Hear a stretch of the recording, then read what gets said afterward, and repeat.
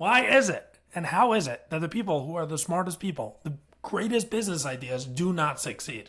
At least don't succeed to the level of ideas that really aren't that great. They just aren't. And it gets to a very core concept, because I want to jump right in here. It gets to the core concept of the greatest businesses don't necessarily have the best products. I think like Microsoft is such a great example of this. You get a product like, I mean, they've gotten better over the years, but they're extremely successful. But yet so many of their things don't really work that well. There's that old joke about driving a car, and it's like, if my car was made by Microsoft, it would be like, your car fails, okay, turn off the ignition, turn it back on, right? Like now it's gonna, it still didn't work, so turn off the ignition, lower the windows, and now let's see if it works now, right? So it's not like Microsoft's product necessarily comes in and says everything about us is the best. But what Microsoft did that others don't is that they created something that works. They made it happen in many ways.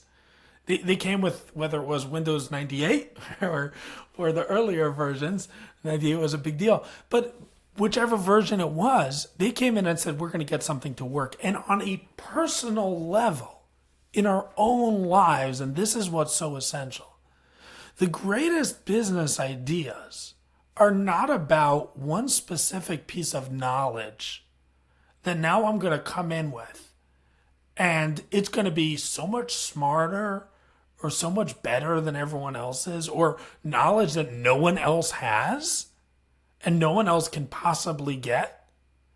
Instead, it's about how much can I make that happen. And I want to clarify that point, if I may, and just go into the weeds just a wee bit, because this is so essential. And then Roni, you'll attack me on everything you don't agree with, because that's the point. But I want to just go back. Let's just talk historically for a moment. If you go back historically into the history of the world for generations and millennia, there wasn't much cross communication. And the only knowledge that we ever had was based on if I studied from someone, and that person had to study from someone else. They didn't even have a printing press, and that's why the printing press made such a it was so transformational for the whole world. It's because finally I didn't need to find the one person who had knowledge.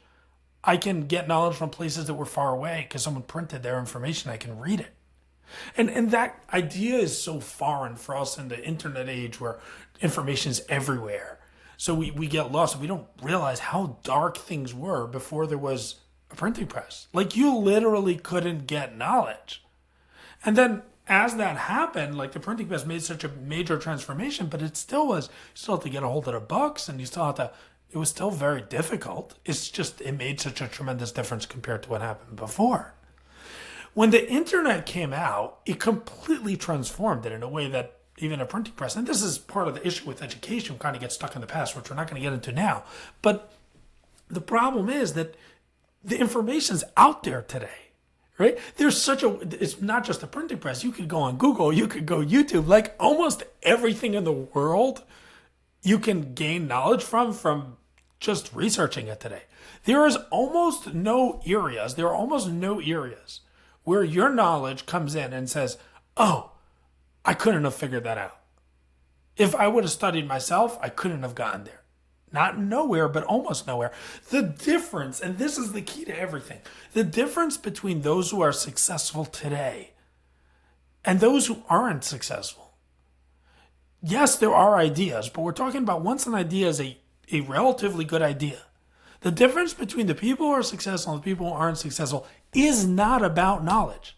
It's not about me being able to come in and say, I have some information that someone else cannot have. It's instead, how much can I make that information happen? How much can I execute? How much can I bring that knowledge? Can I bring that idea into the real world? How much do I not get stuck on stuff? How much am I able to sell my product? How much am I able to get involved in areas that make me uncomfortable? And that's really the core of this entire podcast, because this is really what it's about. The question isn't about knowledge. You're coming in here, you're a smart guy or girl, right? You got information. You know your product. The question is, how are you going to make that happen? The question is, what are you going to do when you get into a place and you're uncomfortable selling that product? The question is going to come, what are you going to do when you're in a position where you have some idea, but you're uncomfortable because you feel scared, because you feel overwhelmed, because you feel less than, because you feel like a fraud? That's the difference. So what's the key blockage to execution that you're bringing up? Our anxieties. And I'm not saying everything is anxiety, but yeah, our discomfort. I know you're a therapist, but for regular people like you, like me, does that mean you're afraid? Is that fair? It means that you're uncomfortable. You're uncomfortable. You're afraid? Why are you uncomfortable? Because you're not sitting in a comfortable chair? What is it? There are emotional things that make you uncomfortable. Sometimes it's fears of specific things. Sometimes it's fears about specific things, fears of feeling like a failure, which is the vast majority in many ways. Yeah. Meaning I won't take my idea to fruition because what if it fails? Then I'm nothing. And they know I'm a loser. Okay. Yeah. Or I won't sell. You talk about sales a lot. Sales is terrifying. I mean, to me it's terrifying, and I do sales for my company. What if the guy doesn't buy? I failed. Every time a guy doesn't buy from me, I'm a failure, and I know a little more in my heart that I will never amount to anything. And I'm that loser that my teacher called me. Yeah, and as long as that's there, that holds us back from being able to execute. We can't generalize for 100% of humanity, but what is the blockage for most people? I wouldn't argue that the blockage has to be, we can talk about the idea that everything is sort of like anxiety and fear of failure, but honestly, it doesn't necessarily matter. What does matter is what happens when emotions come up. Because it can be things like depression as well. Right. It could be things like fear of, someone's going to shoot me, right? It can be specific anxieties. It's really about my emotions. Right. My emotions hold me back from being able to execute at the highest level. So I guess the next question is, how do you get rid of emotions? It is not clear enough to people. Like, we continuously run with this. You see this all the time. Everyone talking about it. Not only that, it completely locks us down because we keep on looking there. Everyone's sitting and looking like, okay, how do I learn this more? How do I figure this out better? How do I take another course? How do I research this more? And in general, all these things are things to keep us safe, keep us away from our discomfort, keep us away from feeling scared, keep us away from feeling uncomfortable. You have enough. You got it. Your idea is great. The other guy, and this is so essential, the other guy who's really successful, his idea isn't better than you. He hasn't refined it more. He's executing. Many times the best products really stink. Like, the biggest people in marketing, are they the best? No. You're in marketing. Are they the best? No, I'm the best. They're not. Yeah, there you go. They're not really the best. In all seriousness, they are not the best. The best people are employees. But you see, and it even has to be that way. Employees making $80K a year. I know firsthand. I mean, I outsource to them. I find them and I outsource to them. They don't charge a lot because they don't know their value. You can take this so far because even if you think about it just through like taking a step back, what are the chances even that the most successful people have the best ideas? Like, why would that even be? It's the opposite, because the same creativity that brings on incredible ideas also is present in very emotional people who have these huge blockages. And that's creative block is a subject in itself, but which is huge. You know what? I'm going to jump on that quickly because I think people don't realize that because it's such an essential point. The people who are most successful, you listening to this, you know your abilities and your successes. Whoever you are, you Mr. or Mrs. Listener, and that's why you clicked on this show. That's why you wanted to hear it, because you're like, why am I not more successful? You who's listening, the reason why you're not as successful is because you're someone who actually thinks. You get deeply involved in concepts, so you know that you know it, because you get involved. But that same involvement also holds you back. And that's where that ignorance is bliss situation comes in. You speak to the people who have the most successful companies, these people are often the ignorant ones. They're the ones who don't even get the points that you're talking about. You bring up a concept to them, they don't even know what you're talking about. And then you're like, why am I not more successful than them? They're executing. they're free to execute. They don't have the same level of blockage. Yeah, I actually once was talking to a guy years back, and it made an impression on me. And like now, I see it all the time, of course. But he said he was a really successful guy, and he says to me, "Know what the difference between me and everyone else is?" I'm like, "What?" He's like, "I make a business, and then something doesn't go right, and I look into it, and it doesn't work, so I just go on to the next business." The other guy, 5 years down the road, he's still busy on that problem. Right. He That's the doesn't get problem. stuck. He's busy executing. Oh, I misunderstood you. Got it. I know what you're saying. He, So, he just executes, okay, and you'll so do how do much you, better executing. right. Like if you would throw things at the wall 100 times, right? Let's say you're not, and just to bring out that point a Exactly. little more, We don't throw things against the wall 100 times. We don't do that. we don't do We it. do it half-heartedly twice, and then we cry that it's not working and we're victims. 1 billion%. I mean, think about it this way. Let's say a guy is at level 90. Okay? Let's say let's put him down. Let's say he's at level 60. Okay? Let's say his product would help, 60% of the population, right? And then you have someone else whose product would help 90% of the population, just to bring out the point, right? The guy whose product can help 60% of the population, he talks to 10 people and he can get 6 of them on average. Yeah. Right. Let's make it more extreme. Let's say we have a guy whose product helps 10%. 10. And your product can help 90. That guy who reaches out to 100 people and presents and doesn't get thrown off because he's able to execute, he's getting that 10%. He got 10 people. You did like 2 people, both of them didn't work out, and like you're like, oh, this is a disaster. Why can't I be successful? So what's the issue? The issue is your knowledge, your issue is your ability, or your issue is how do I get to the point where I can actually bring this out to the public? Right. And that's Exactly. all emotion. Yes. So how do you get rid of emotion? What's the secret? How do you get rid of emotion? You don't. If we got rid of Oh, emotion, my we would all be premise- messed wait, up. Are you saying that my premise is wrong?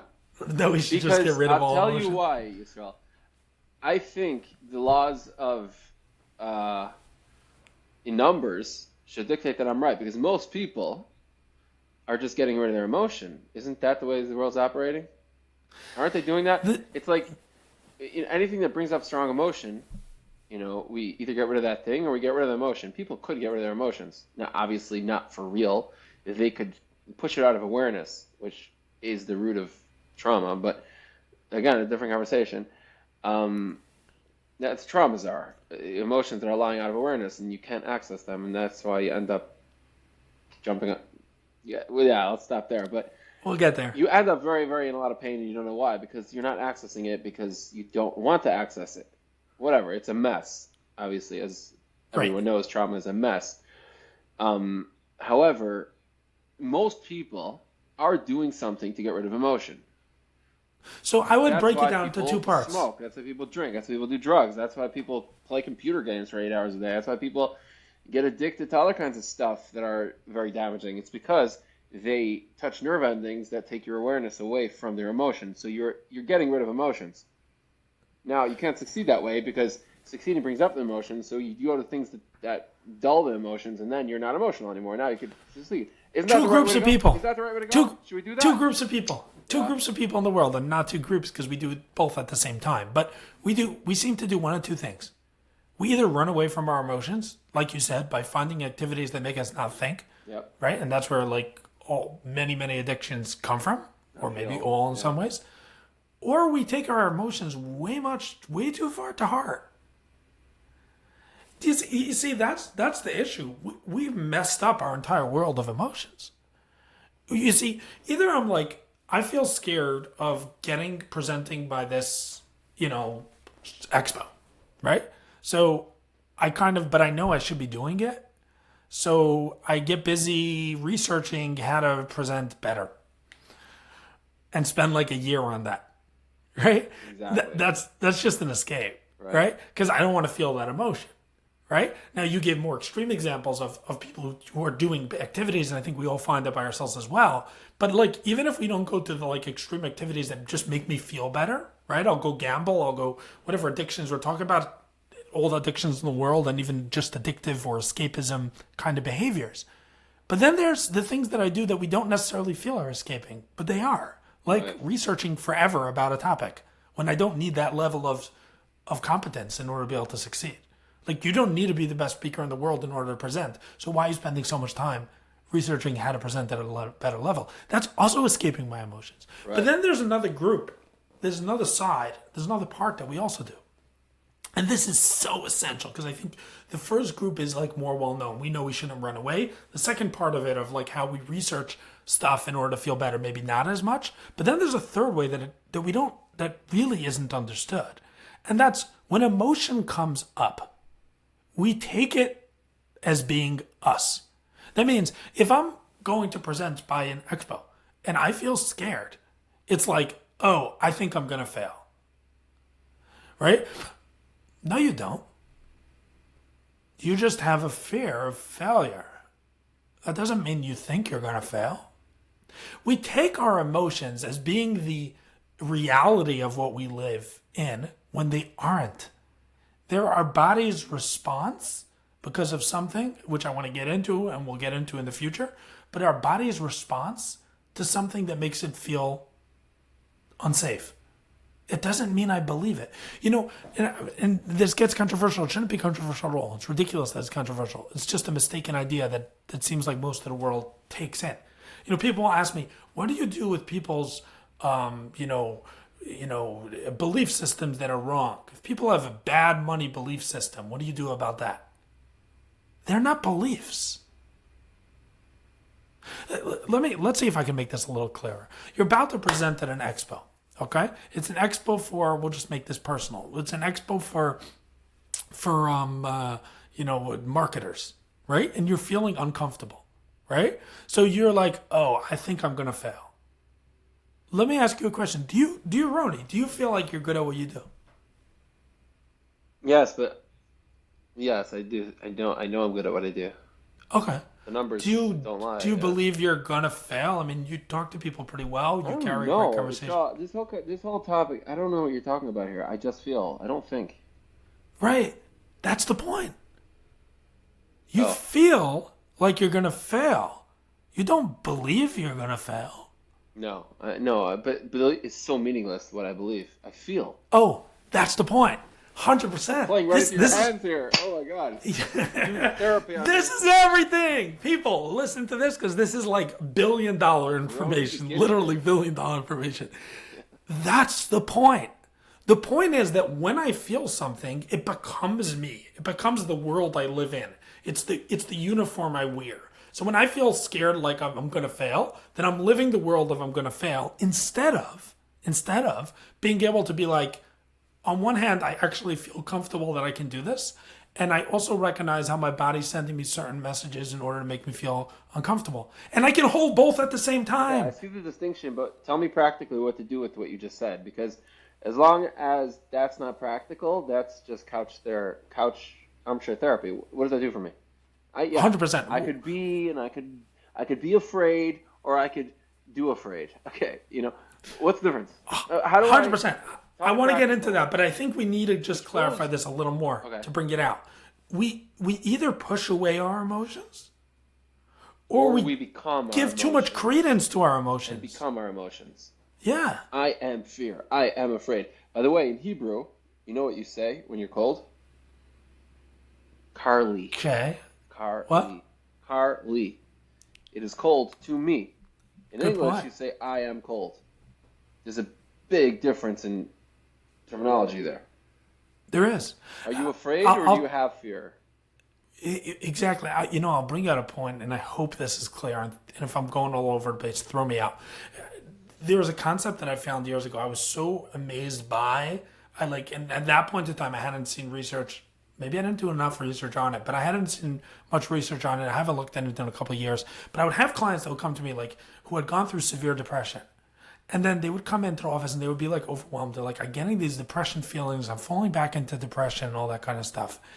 And what I found is that the body, when we've gone through severe depression, will often learn a new way to sort of send us messages. So when I would experience something that for most people would create anxiety, for the person who had gone through severe depression, they get feelings of depression. Now, the reason why this is so vital is because when the clients were able to recognize that, they were able to recognize, I'm not falling into depression. This is just that feeling instead of anxiety. Everything changed. Because when I'm in the lens of like, oh my gosh, I'm depressed, like they're right back to those levels of that dark cloud all around them when they just want to kill themselves. Do you see what I'm saying? When we're able to create, when they're not the same, when they're separate, then they're not me. They don't define me. They're signposts on the road, and we'll talk about how we can create a world where they dissipate by themselves, and we'll get into that. But as long as my emotions become me, right? Someone's in a relationship and they feel upset at their spouse, okay? If they feel at that moment, I hate this person, right? And they're like, oh my gosh, I hate them. I mean, like, what are you going to do about that relationship? It's like, no, you don't hate them. You're annoyed right now, so you're getting certain feelings. And you still love and care for them. Like, they're both true. But as long as we take that feeling of like that frustration to mean like to define me, like I was blowing my mind. I want to make sure we're staying on topic. I blew my mind. Like put stuff into Google. It's like, how do I know if I still love my spouse? I'm not getting into that whole conversation here because the whole idea of love and all that. But just the concept of like taking my emotions. I mean, I care about this person and I want this person. That's how I know. That's all. It's not about in the moment my feeling. Like the feelings that I have in the moment do not define me. Okay, it's They just helpful don't. to know this, Yisrael, but you need to get more practical with this. Yeah, we'll get there, and we're going to get there by going through It's like how our it's very nice theory, and I see how it can lead to practical change. But we want change in someone's life. You're sitting in the office. You're about to make that call, that cold call. Okay, I have fear, or I am fear. I don't really care. I'm a mess. 100%. So the reason why it's so important is because in order for us to get sort of rid of that, so to speak, although it's not about getting rid, we need to do exercises that will allow my body to take in that feeling without it overwhelming me. We need to get to a point where our body naturally feels the feelings. And when they come up, they're sort of like signposts. Okay, so they're sort of like, can we set the intention that what we're talking about now is how to solve this crisis of not being able to execute when emotions come up and how to move past it successfully, right? yes. Good. Yeah. So I want to get that in We're like onto future solution. podcasts. We're onto the solution phase right here. Yeah. So just a sort of a starting point because we're going to get to that. We have to get that in a future podcast. It needs its own podcast. Okay, but let's just as a bring it starting up. point, yeah, just as a starting point, what we're going to do here is we're going to create a world where the emotions that come up stop overwhelming me and become me. And the example I like to give is like a roller coaster.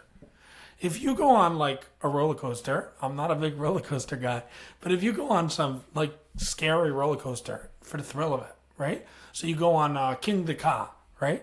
And if you go in on it 30 times in a row, first time you're frightened, the 30th time you're vomiting. But besides vomiting, you likely don't feel fair. What changed? What changed? What happened after the 30th time? You know you're Oh, on what a do you think? roller coaster. You know it's just a ride.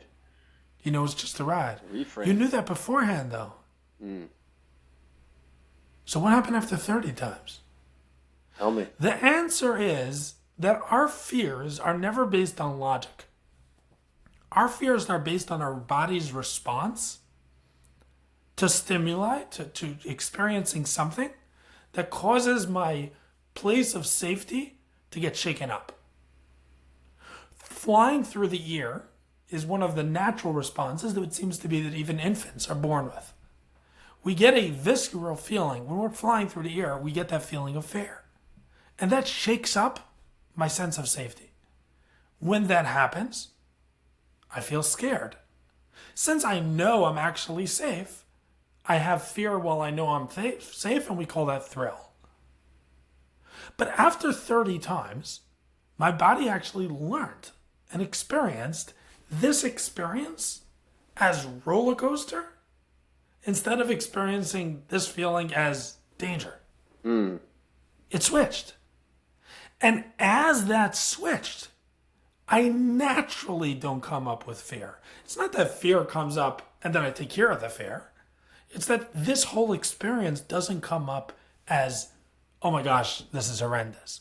So what happens, what we want to do over here is we want to get out of this messed up world that we live in, which is like, just has a ridiculous way of looking at our emotions, where when we experience emotions, they just automatically become reality to a point when they start coming up as emotions. It's like, yeah, 100%. I feel uncomfortable because this puts me at risk, at least in my mind. And we'll talk about why that happens. Yeah, cool. And as I'm able to do that naturally, the fears dissipate by themselves because they come up as roller coaster instead of coming up as danger. And that we'll talk about. But the concept is, as long as my emotions are coming up as reality, instead of coming up as my body experiencing them as a natural response, I'm going to fall into that area of fear. Let me add And when I'm something. stuck in that area of fear, I'm going to be scared and I'm not going to do it. What's that? Let me add a very important piece to this. Please. When you go into, before a perspective shift is made and there's an overwhelm of feeling that comes up, what most people do is resist it. They try to solve it, they try to just it's like a thorn in your side. Like, get it away from me.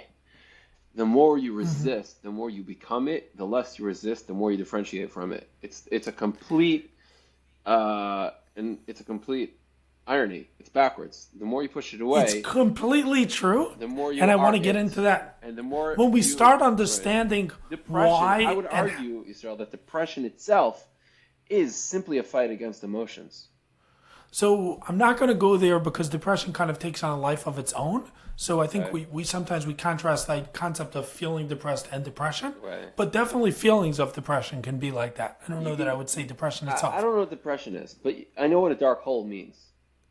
Right. And the more you fight with emotion, the more intertwined you're going down in hell with that emotion. And the ultimate solution, which again, this isn't so practical necessarily right now, but the ultimate solution to feelings, shockingly, is acceptance. And that's what we're going to get into because we'll talk about why and how, because why doesn't matter nearly as much as how and what we should do about it.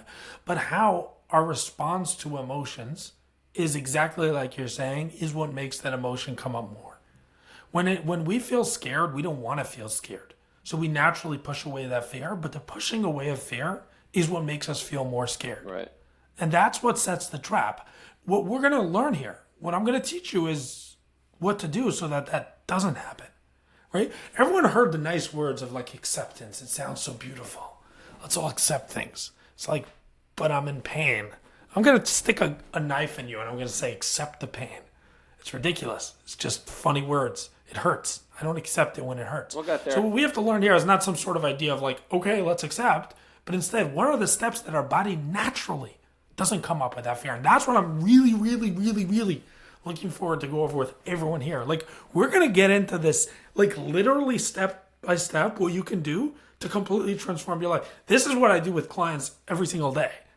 Like, this is life-changing. This has changed the lives of literally businesses across the world, CEOs, like the people who you see as like the most successful. This has changed their lives to bring them where they are. And that's what I'm going to give you here on this podcast. Like, that's what you're going to hear. And I'm not even charging for it. So we'll send out the next one. I think we got enough clarity for today. I'm really excited to get this started. I would love for you to send me any feedback. Yisroel at YisroelWall.com, YISROEL at YISROELWAHL.com, or on LinkedIn. You can follow me as well. And let me know your thoughts and any questions you have. And I want to address them because this is all about like practical, completely transforming your life. That's the entire point of this podcast. It's like the step-by-step guide to completely transform your life, like change everything. So let me know your questions and I just want to answer them. Can I just add a post? Bye. Bye.